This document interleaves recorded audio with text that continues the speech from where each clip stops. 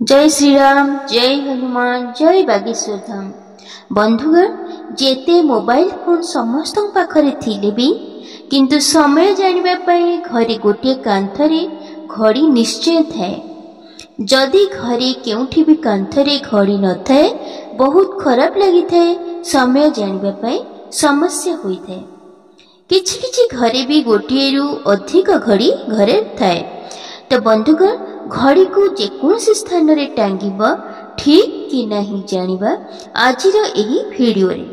बंधुगण, घड़ी को भूल रे भी एही दिगरे लगांतु नहीं।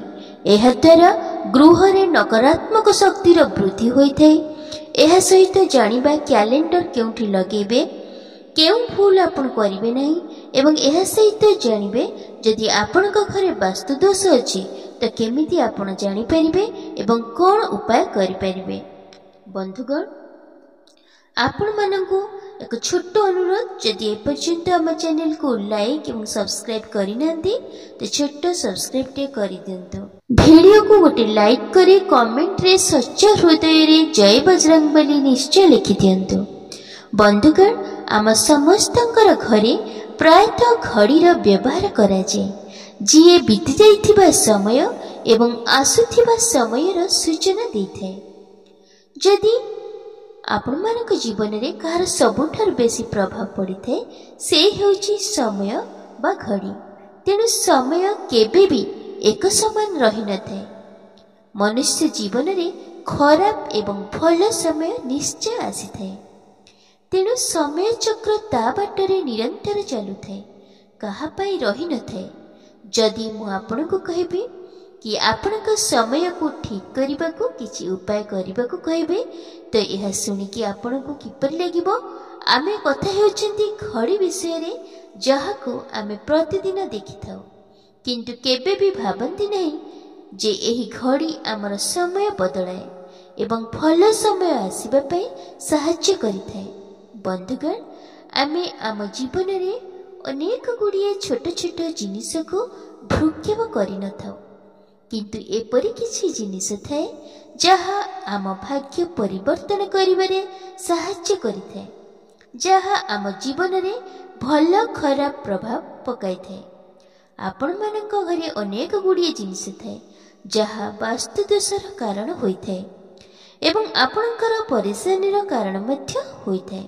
असंतु जानिबा आपणक घरे आपणको वास्तु दोष विषय रे किपरि ज्ञात हेबो एवं केउ प्रकार रे आपण सहजरे एहाकु ठीक करि परिबे। बंधुगण, वास्तुशास्त्र अनुसार घरे वास्तु दोष थिले घरे सुख शांति रे बाधा उत्पन्न होइथाए एवं परिवारर उन्नति रे बाधा उत्पन्न होइथाए।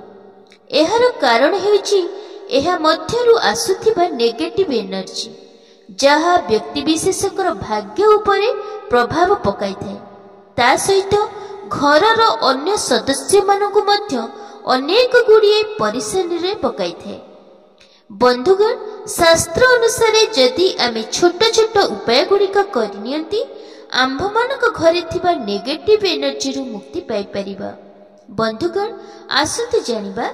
नंबर 1, जीवन रे आग को बढ़िबा को हेले किछि छोट छोट उपाय, जथा सकाळे गाई को रुटी खाइबा को देई लाल पिंपुड़ी थिबा जगह रे किछि चीनी पके एवं तंबा नोटारे पूजा करिबा समय रे लाल चंदन को घोरी पानी रे मिसाई तुलसी चौरा मूल रे अर्पण करंतु। आपणक जीवन रे थिबा दुख कष्ट धीरे धीरे अपसरी जीव। नंबर 2, वास्तु अनुसार जदि आपणक घरे अलमीरा अछि ताहले आपण ता सामने रे एक आईना लगेई दियंतु, जहा द्वारा आपणकर धन आगमनर रास्ता फिटी जिवो। जदि आपण कोनोसी बिजनेस करूछंती ताहले कैश बॉक्स सामने रे गोटे छोट काच लगांतु। आपणकर धन रे वृद्धि रहइबो एवं ग्राहकों को संख्या बढ़िबो। नंबर 3, झाड़ू एवं पोछा केबे भी घरर बाहर रखंतु नहीं। एहार व्यवहार परे घरर एक निर्दिष्ट कोण रे रखंतु।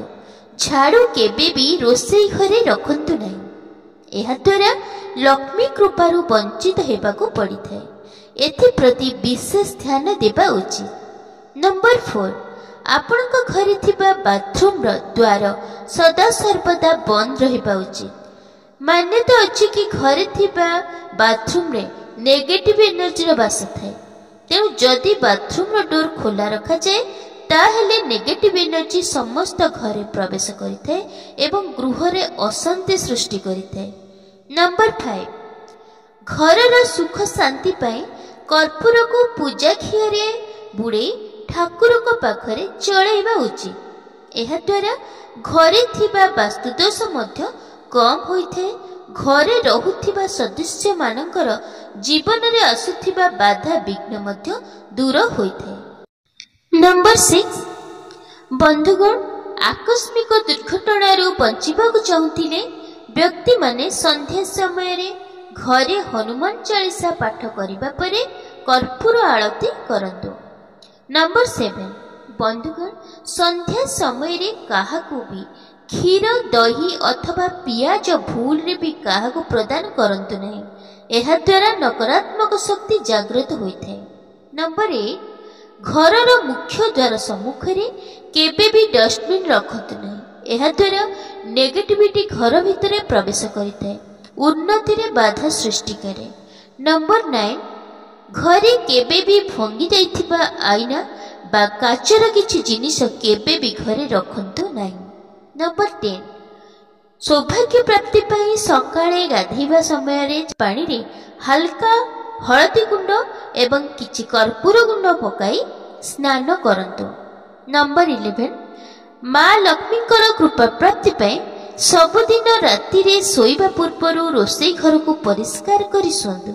एहा द्वारा मां लक्ष्मी कृपा प्राप्ति होइଥାଏ। नंबर 12 एवं सोइबा पूर्व प्रतिदिन रोषेई घरे एक माटी दीपरे एक कर्पूर 2टी लवंग जलांतु। एहा द्वारा मां लक्ष्मी कृपा प्राप्ति होइଥାଏ, नकारात्मकता दूर होइଥାଏ। नंबर 13 बंधुगण आपणक बेडरूम रे केबे भी कोनोसी गच्छ शो पाई रखंतु नाही। एहा द्वारा व्यक्ति उपरे नेगेटिव प्रभाव पड़िଥାଏ। नंबर 14 बंधुगण प्रतिदिन घरे पोछा करबा समय रे पानी रे किछि लूण मिसाई पोछिले घरु नकारात्मक शक्ति रु मुक्ति मिलिଥାଏ। नंबर 15 बंधुगण निज घरे केउ दिगरे घड़ीटी लगाइले एहा वास्तु दोषरु आमको रक्षा करे आसंतु ताहा विषय रे जानि। सर्वप्रथमे आमे जहा विषय रे वर्तमान कथा हेबा ताहा हला घड़ीर आकार। बंधुगण वास्तु अनुसार घरे सदा सर्वदा गोलाकार बा अंडाकृति घड़ीर व्यवहार करबा उचित, किंतु बंधुगण चित्र थिबा घड़ी केबे भी गृह रे टांगंतु नाही। एहा द्वारा आपनक परिवारर लोकंक उपरे समयर प्रभाव पड़िबाकु लागिଥାଏ। भगवान को चित्र थिबा घड़ी को मध्य केबे भी घरे टांगंतु नाही, कारण प्रतिदिन आमे भगवान को धूप दीप नैवेद्य दे पूजार्चना करिथाउ, किंतु घड़ी अनेक दिन धरी सफा नहे कांथरे सेही परि भाबरे टंगा होइଥାଏ। एहा द्वारा भगवान को अपमान होइଥାଏ। कदापि घरे 3 कोणिया बा 4 कोणिया घड़ी लगांतु नाही। वास्तु अनुसार कोण थिबा घड़ी नेगेटिव ऊर्जा को आकर्षित करिଥାଏ। तो बंधुगण सबुठारु महत्वपूर्ण कथा हैला प्रतिदिन आपण घड़ी को सफा सुतरा रखंतु। ध्यान रखिबे से घड़ी उपरे केबे भी धूलीर परस्त न जमे, एहार काच भग्न होई नथिबा आवश्यक। जदि आमे समस्त चाहुछंती आम जीवन रे सुख स्वच्छंद आम जीवन रे बजाय रहो, ताहले समय को सदा सर्वदा गुरुत्व देबा उचित। समय समय रे घड़ी सफा करबा उचित, जहा द्वारा आपनक भाग्य मध्य खराब न हो। बंधुगण अनेक घरे देखा जाए पुराना घड़ी को रिपेयर करी नुआ घड़ी आसिला मात्रे पुराना घड़ी को ता निज स्थान रु हटे अन्य स्थान रे लगेई देथांते। एहा ध्यान देबा जरूरी अटे जे घरे थिबा पुराना अथवा डैमेज हो जाइथिबा घड़ी घरे कदापि रखंतु नहीं, कारण एहा द्वारा घरे नेगेटिव एनर्जी रे दरिद्रतार आगमन होइଥାଏ। बंद थिबा घड़ीर मनुष्यर भाग्यर समस्त द्वार को मध्य बंद कर देइଥାଏ। एहा द्वारा मनुष्यर उन्नति रे बाधा सृष्टि होइଥାଏ। एहा ध्यान देबा जरूरी। एहा एक महत्वपूर्ण कथा जे घड़ी को केबे हेले दक्षिण दिग କାନ୍ଥରେ ଲଗାଇବା ଅନୁଚିତ। କାରଣ ଦକ୍ଷିଣ ଦିଗକୁ କାଳ ବା ଯମଦେବତାଙ୍କର ଦିଗ କୁହାଯାଏ। ତେଣୁ ବାସ୍ତୁଶାସ୍ତ୍ରରେ ଦକ୍ଷିଣ ଦିଗରେ ଘଡ଼ି ଲଗାଇବାକୁ ଅଶୁଭ ମନାଯାଏ। ଘଡ଼ିକୁ ଆପଣ ପୂର୍ବ ଦିଗ, ପଶ୍ଚିମ ଦିଗ ଅଥବା ଉତ୍ତର ଦିଗରେ ଟାଙ୍ଗି ପାରିବେ। କିନ୍ତୁ ଧ୍ୟାନ ଦେବା ଜରୁରୀ ଯେ ଘଡ଼ିକୁ ମୁଖ୍ୟ ଦ୍ୱାର ଯିବା ଆସିବା ଦ୍ୱାର ଉପରେ ଲଗାଇବା ଉଚିତ ନୁହେଁ, କାରଣ ଏହାର କୁପ୍ରଭାବ ଆପଣଙ୍କ ଯାତାୟାତ ସମୟରେ ପଡ଼ିଥାଏ। ବନ୍ଧୁଗଣ, ଆଉ ଏକ ମୂଲ୍ୟବାନ କଥା, ଘଡ଼ି ସହିତ କ୍ୟାଲେଣ୍ଡର ମଧ୍ୟ ଧ୍ୟାନ ଦେବେ। ଘଡ଼ି ହେଉଛି ସମୟର ପ୍ରତୀକ, ଠିକ୍ ସେହିପରି କ୍ୟାଲେଣ୍ଡର ତା ମଧ୍ୟରେ ଥିବା ତାରିଖରେ ଲେଖାଜୋଖା ଅଟେ। କ୍ୟାଲେଣ୍ଡରକୁ ପୂର୍ବ କିମ୍ବା ଉତ୍ତର କାନ୍ଥରେ କଦାପି ଲଗାନ୍ତୁ ନାହିଁ, ଏହାଦ୍ୱାରା ବାସ୍ତୁଦୋଷ ଉତ୍ପନ୍ନ ହୋଇଥାଏ। ଖାସ୍ କରି ଆପଣଙ୍କ ଘରେ କେବେ ବି ପୁରୁଣା କ୍ୟାଲେଣ୍ଡର ଲଗାନ୍ତୁ ନାହିଁ, କାରଣ ଘଡ଼ି ଏବଂ କ୍ୟାଲେଣ୍ଡର ସମୟର ପ୍ରତୀକ ଅଟନ୍ତି, ଯାହା ଆମକୁ ଆଗକୁ ବଢ଼ିବାକୁ ପ୍ରେରିତ କରିଥାନ୍ତି। ଏହା ମଧ୍ୟ ଧ୍ୟାନ ଦେବା ଉଚିତ, ଘଡ଼ିରେ ଥିବା ସମୟ ଠିକ୍ କରି ରଖିବା ଉଚିତ। ବହୁତ ଲୋକଙ୍କର ଅଭ୍ୟାସ ଥାଏ ଘଡ଼ିର ସମୟ ଆଗକୁ ନହେଲେ ପଛକୁ କରି ରଖିଥାନ୍ତି। ଏହିପରି ଭୁଲ ଆପଣ କଦାପି କରନ୍ତୁ ନାହିଁ। ସଦା ସର୍ବଦା ଆପଣ ଘଡ଼ିର ସମୟକୁ ସଠିକ୍ ରଖନ୍ତୁ। ଏହାଦ୍ୱାରା ଆପଣଙ୍କୁ କେବେ ବି ସମୟର କାଳଚକ୍ରର ପରିଣାମ ଭୋଗ କରିବାକୁ ପଡ଼ିନଥାଏ। ବନ୍ଧୁଗଣ, କିଛି ଛୋଟ ଛୋଟ ଉପାୟ ଆପଣଙ୍କ ଜୀବନରେ ଅନେକ ପରିବର୍ତ୍ତନ ଆଣିଥାଏ। ତେଣୁ ସମୟ ସହିତ ପରିବର୍ତ୍ତନ ହେବା ପାଇଁ ସମୟ ସମୟରେ ଘଡ଼ି ଏବଂ କ୍ୟାଲେଣ୍ଡରକୁ ପରିବର୍ତ୍ତନ କରିବା ଉଚିତ। କ୍ୟାଲେଣ୍ଡରକୁ କେବେ ହେଲେ ବି ବେଡରୁମ୍ରେ ଅଥବା ଘରର ମୁଖ୍ୟ ଦ୍ୱାର ଉପରେ ଲଗାଇବା ଅନୁଚିତ, ଏହା ଶୁଭ ମନାଯାଇନଥାଏ। କେବେ କେବେ ଆପଣ ପୁରୁଣା ଘଡ଼ିକୁ ଅନ୍ୟକୁ ଦାନ କରିଦେବା ଉଚିତ। ଏହାଦ୍ୱାରା ଆପଣଙ୍କର ବିତି ଯାଇଥିବା ସମୟ ଆପଣ ପାଶରେ ଦେଇଥାନ୍ତି। ତେଣୁ ବନ୍ଧୁଗଣ, ଆପଣଙ୍କ ଘରେ ଥିବା ଅକାମୀ ଭଙ୍ଗା ଘଡ଼ିକୁ ନିଶ୍ଚୟ ବଦଳାଇ ଦିଅନ୍ତୁ। ଘରର ଉତ୍ତର କୋଣ ଲକ୍ଷ୍ମୀ ମାଙ୍କର ନିବାସ ସ୍ଥଳ ଥାଏ ବୋଲି ମାନ୍ୟତା ଅଛି। ଏହି ସ୍ଥାନରେ ମହାଲକ୍ଷ୍ମୀଙ୍କର ଏପରି ଏକ ଫଟୋ ଥିବା କ୍ୟାଲେଣ୍ଡର ଲଗାନ୍ତୁ, ଯେଉଁଥିରେ ମା ଲକ୍ଷ୍ମୀ ପଦ୍ମାସନରେ ବସି ହାତରେ ସୁନା କଳସୀ ଢାଳୁଥିବାର ଚିତ୍ର ଥିବା ଆବଶ୍ୟକ। ଏହିପରି ଫଟୋ ଲଗାଇବାକୁ ଶୁଭ ମନାଯାଏ। ଏହାଦ୍ୱାରା ଘରେ ସୁଖ ସୌଭାଗ୍ୟ ଆସିଥାଏ। ତା ସହିତ ଯଦି ଆପଣ ଉତ୍ତର ଦିଗରେ ସୁନ୍ଦର ଶୁଆର ଥିବା ଫଟୋ ଲଗାଉଛନ୍ତି, ଘରେ ପାଠ ପଢୁଥିବା ସନ୍ତାନ ସନ୍ତତିମାନଙ୍କର ମଙ୍ଗଳ ହୋଇଥାଏ। ପୂର୍ବ ଦିଗ କାନ୍ଥରେ ଗଣେଶଙ୍କର ମୂର୍ତ୍ତି ଥିବା ଫଟୋ ଲଗାଇବା ଉଚିତ ଏବଂ ମୁଖ୍ୟ ଦ୍ୱାର ଉପରେ ସୂର୍ଯ୍ୟଦେବଙ୍କର ଉଦୟମାନ ଚିତ୍ର ରଖିଲେ ତାହା ଗୃହରେ ନେଗେଟିଭ ଏନର୍ଜିକୁ ଦୂର କରି ପଜିଟିଭ ଏନର୍ଜି ସଞ୍ଚାର କରିଥାଏ। ଚାକିରି ଏବଂ ବେପାର କ୍ଷେତ୍ରରେ ମଧ୍ୟ ଶୁଭ ଫଳ ପ୍ରଦାନ କରିଥାଏ।